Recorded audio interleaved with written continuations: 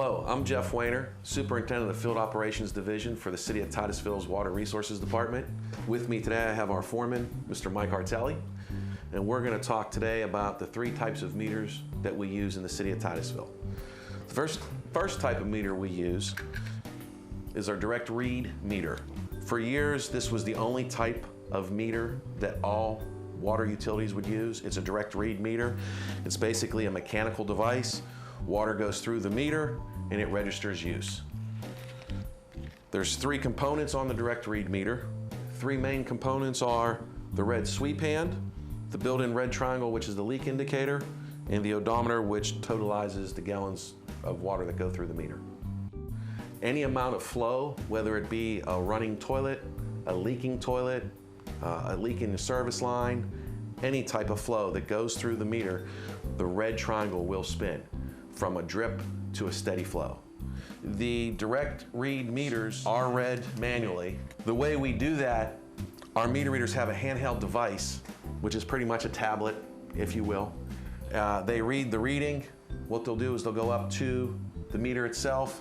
They'll verify the serial number of the meter. Every meter has a serial number engraved in the meter, whether it be on the register itself or the body of the meter. Some have it in both places, depending on the brand of meter.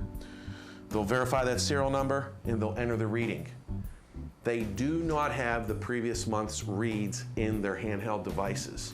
So when you're reading those 10,000 meters every month, it's impossible to estimate what reading you had the month before. But every meter is read, and every meter that's manually read does not have the previous month's reading in there for estimating purposes. Titusville consists of about 48% of direct read meters. We do have a program where we're in the process of converting some of our meters to radio read meters.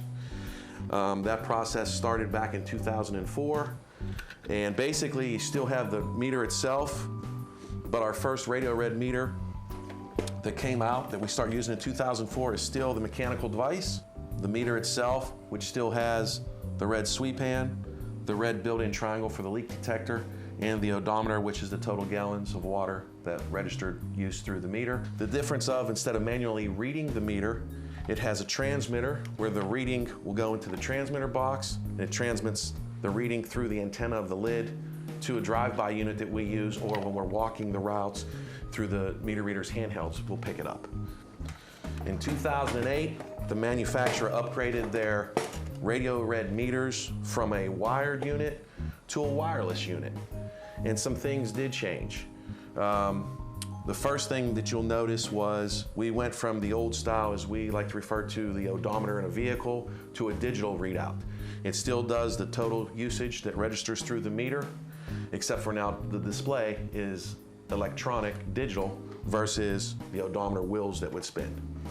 Please note the meter itself, the mechanical device that registers flow, is the same meter as far as the body of the meter, the way the mechanical device works, the inner workings of the meter itself is the same on a direct read, a wired read, or a wireless meter.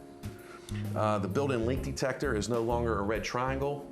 It's a faucet or a spigot. If there's a leak, the spigot will flash. Not only will it flash, but it will also tell you the flow rate of the size of leak.